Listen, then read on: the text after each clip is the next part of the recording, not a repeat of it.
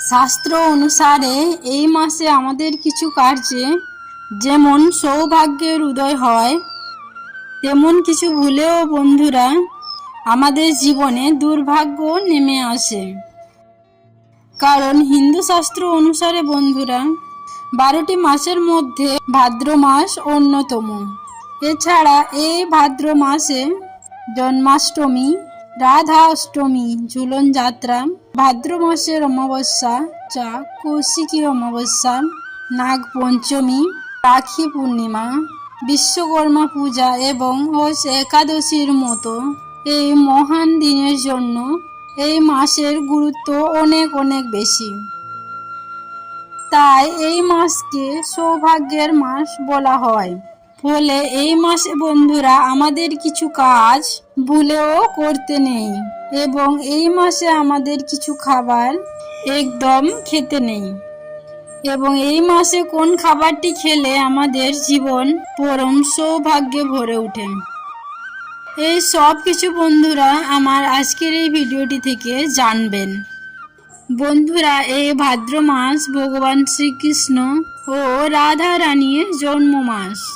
তাই এই মাসে যদি আপনাদের বাড়িতে মা লক্ষ্মী বা ভগবান বিষ্ণুর কৃপা হয় তো অবশ্যই কিন্তু বন্ধুরা আপনারা এই সংকেতগুলো পাবেনই পাবেন। বন্ধুরা এই মাসেই আপনাদের দরিদ্রতার অবসান ঘটবে এবং সৌভাগ্যের উদয় হবে। আপনাদের ভালো সময় আসছে। বন্ধুরা প্রত্যেক মানুষই চায় তাদের বাড়িতে কোনো সমস্যা, ঝগড়া, ঝামেলা বা কোনো আর্থিক সমস্যা যেন না থাকে। তাই এই সুখ শান্তির বিনিময়ে আমরা মা লক্ষ্মীর পুজো করে থাকি।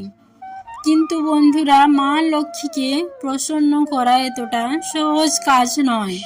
মা লক্ষ্মী যে সহজে প্রসন্ন হন না, কিন্তু যার উপর মা লক্ষ্মী একবার প্রসন্ন হয়ে যান তাকে আর পিছনে ঘুরে দেখতেও হয় না। মা লক্ষ্মী তার সত্যিকারের ভক্তদের অবহেলা করেন না। তাই আমাদের ঘরে মা লক্ষ্মী প্রবেশ করার আগে এই সংকেতগুলো বারবার তিনি দিয়ে থাকেন। তাই শাস্ত্র অনুসারে বন্ধুরা এই সংকেতগুলো মাত্র ভাগ্যশালী ব্যক্তিরাই পেয়ে থাকেন। তাই যদি আপনি সেই সংকেতগুলো পেয়ে থাকেন তাহলে বন্ধুরা আপনারা নিশ্চয়ই বুঝতে পারছেন যে আপনি কতটাই ভাগ্যশালী। কারণ খুব তাড়াতাড়ি বন্ধুরা আপনাদের বাড়িতে মা লক্ষ্মীর কৃপা হবে।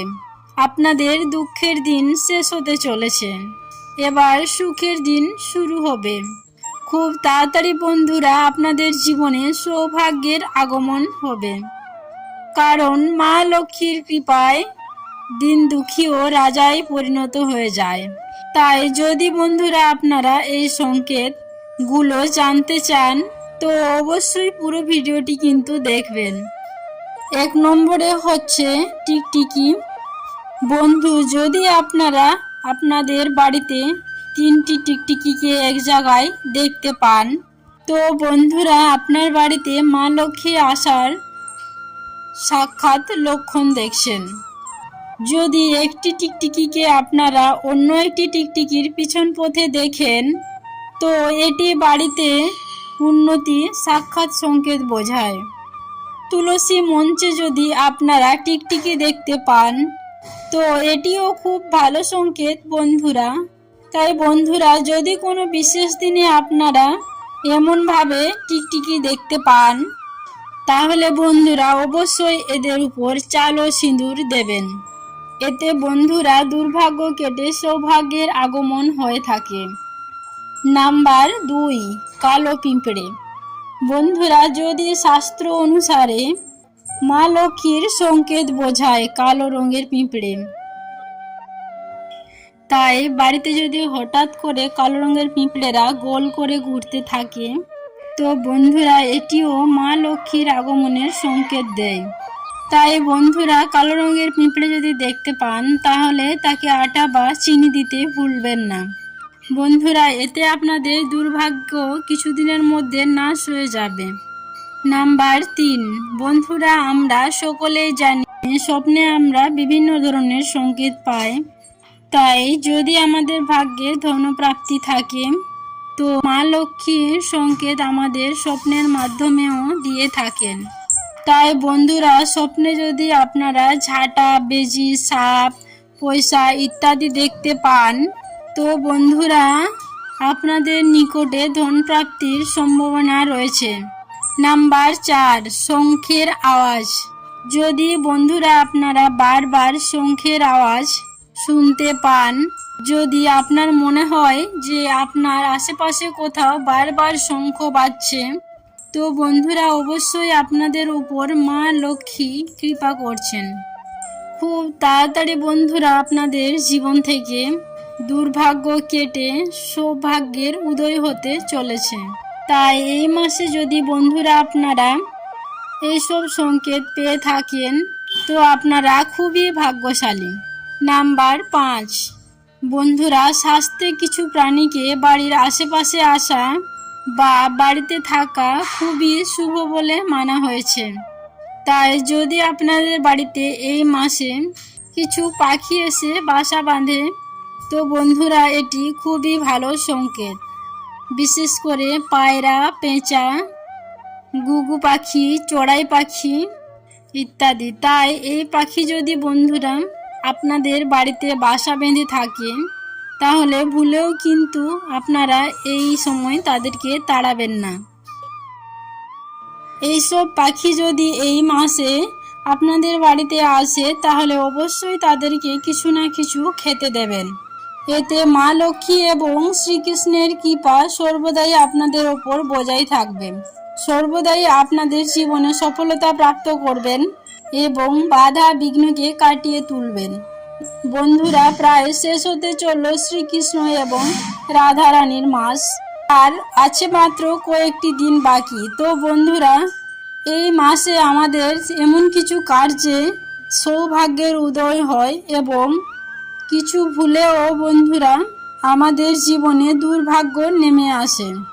কারণ হিন্দু শাস্ত্র অনুসারে এই 12টি মাসের মধ্যে এই ভাদ্র মাস হচ্ছে অন্যতম। এই ভাদ্র মাসকে সৌভাগ্যের মাস বলা হয়ে থাকে। এই মাসে এমন কিছু খাবার আমাদের একবারও খেতে নেই। এই মাসে এমন কিছু খাবার আছে যা আমাদের ভুলেও খেতে নেই।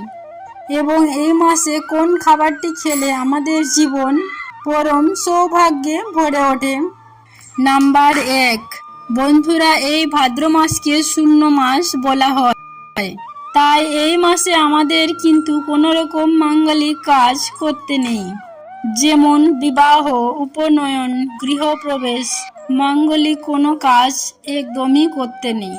যে কোনো মাঙ্গলিক কাজ একদমই করতে নেই। তবে জন্মদিন, অন্নপ্রাশন, শ্রাদ্ধ, সোনার উপর কোনো জিনিস কেনা, বাণিজ্য করা, বাড়ির তুলসী মঞ্চে পুজো দেওয়া, বাড়ির সন্ধ্যা আরতি করা এবং যে কোনো ধরনের পূজা অর্চনা কিন্তু এই মাসেই করতে পারবেন।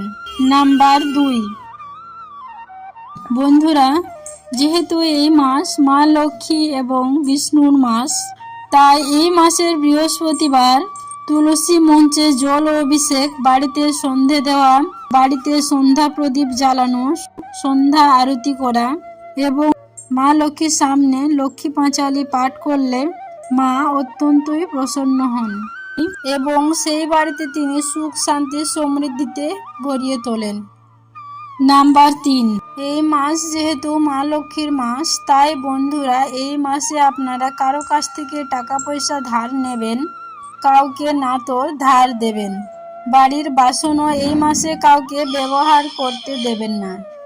এছাড়া ঝাঁটা, সর্ষের তেল, গয়না, মাছ, মাংস, পেঁয়াজ, রসুন এই মাসে কাউকে দান করবেন না। তার বদলে আমাদের এই মাসে বেশি করে ভগবানের নাম করা উচিত এবং ভগবানের নাম শোনানো উচিত সবাইকে।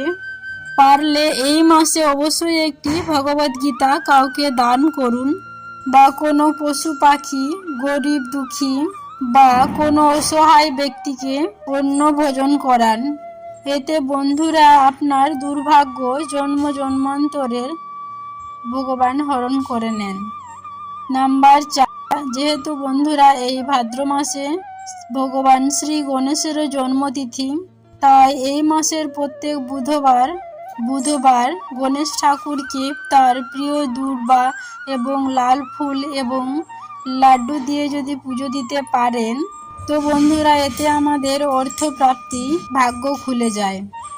নাম্বার 5, এই মাসে আমাদের আমিষ ধরনের খাবার এবং পেঁয়াজ রসুন যতটা পারা যায় কম খাওয়া উচিত। বিশেষ করে এই মাসের যে বিশেষ দিনগুলো শুভ রয়েছে সেদিনে অবশ্যই কিন্তু আপনারা আমিষ খাওয়ার, মদ্যপান এবং পেঁয়াজ রসুনও কিন্তু একদম খাবেন না। এছাড়া এই মাসে মূলো, বেগুন, লাউ, বাসি খাবার এবং দই জাতীয় খাবার যতটা পারবেন আপনারা কম খাবেন। তার বদলে বন্ধুরা আপনারা এই মাসে দুধ, ঘি, মাখন, কালো তিল, কালো চিড়ে পারলে আপনারা বেশি মাত্রায় খাবেন। এই মাসে কিন্তু দুধ ও জল বেশি করে ফুটিয়ে করে খাবেন, কারণ এই মাসে প্রত্যেকটি জীবাণু বংশবৃদ্ধি করে আমাদের শরীরেও বিভিন্ন ধরনের রোগ ব্যাধির সৃষ্টি হয়। তাই এই মাসে আপনারা ভালো করে শাকসবজি ধুয়ে করে খাবেন। বন্ধুরা 18টি পুরাণের মধ্যে গরুড় পুরাণে ভগবান বলেছেন যে 7 জন ব্যক্তির বাড়িতে কখনো অন্ন ভোজন করতে নেই।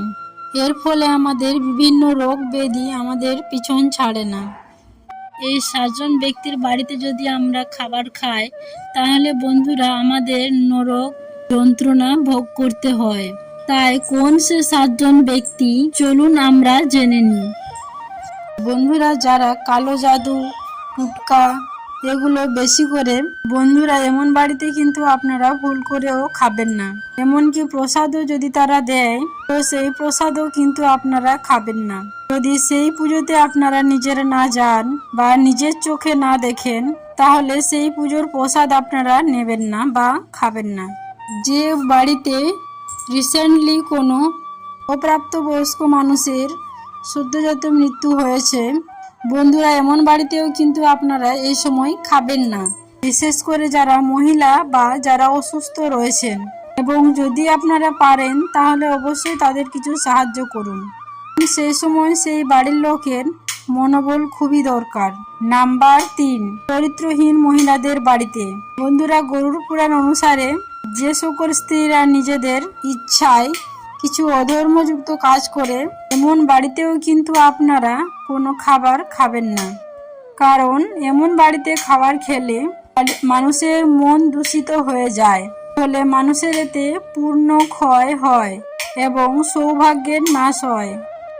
নাম্বার 4, যারা অন্যকে ঠকিয়ে টাকা রোজগার করে। বন্ধুরা যে টাকা লোকের চোখের জলের বিনিময়ে রোজগার হয় সে টাকা কখনোই মানুষকে শান্তি দেয় না, তাকে এক না একদিন তার পরিবার বা সন্তানের কাছ থেকে দুঃখ ভোগ করতে হয়। তো বন্ধুরা এই বাড়িতে অন্যের বদলে মানুষের চোখের জল অভিশাপ হয়ে থাকে। বন্ধুরা এইসব বাড়িতে আমরা খাবার খেলে অন্যের অভিশাপ আমাদের মস্তকে নিয়ে আসি। তাই এইরকম বাড়িতে বন্ধুরা অন্যের চোখের জলের অভিশাপ রয়েছে। তাই এমন অন্ন খেয়ে মানুষের অভিশাপ ও দুর্ভাগ্যকে আমাদের জীবনে নিয়ে আসি। নাম্বার 5, বন্ধুরা যে সকল ব্যক্তিরা অন্যের নিন্দা করে এমন বাড়িতেও কিন্তু আপনারা ভুলেও খাবেন না, কারণ বন্ধুরা নিন্দা হচ্ছে এমন একটি জিনিস যা মানুষের সৌভাগ্য নষ্ট করে দেয়, ফলে এমন বাড়িতে খেলে মানুষের পুণ্য নষ্ট হয়ে যায় এবং সৌভাগ্যের নাশ হয়। নাম্বার 6, যারা সর্বদা অন্যকে হিংসা করে, যারা সহজে রেগে যায়, বড় ছোটর জ্ঞান রাখে না, অন্যকে ছোট করে অনেক কথা বলে, এমন মানুষের বাড়িতেও কিন্তু বন্ধুরা আপনারা খাবেন না, কারণ বন্ধুরা যেমন পরিবেশ তেমন সংকল্প নিয়ে আমরা খাবার খাই, তেমনি আমাদের শরীর, মন ও বন্ধুরা দেখবেন আমরা যখন কোনো মন্দিরের প্রসাদ খাই তখন আমাদের মন, প্রাণ, আত্মা সকল যেন পবিত্র হয়ে যায়। যখন আমরা কোনো শ্রাদ্ধ বাড়িতে খাই তখন আমাদের মন প্রাণ যেন ভার ভার হয়ে যায়। নাম্বার 7, যাদের মধ্যে করুণা নেই, দয়া নেই, মায়া নেই, পশুর মতো আচরণ করে, এমন বাড়িতেও কিন্তু আপনারা কখনোই খাবেন না। তাই এই ভুলগুলো বন্ধুরা যদি আপনারা করবেন, আর না তো এমন বাড়িতে আপনারা খাবেন। হরে কৃষ্ণা, ওম নমঃ শিবায়।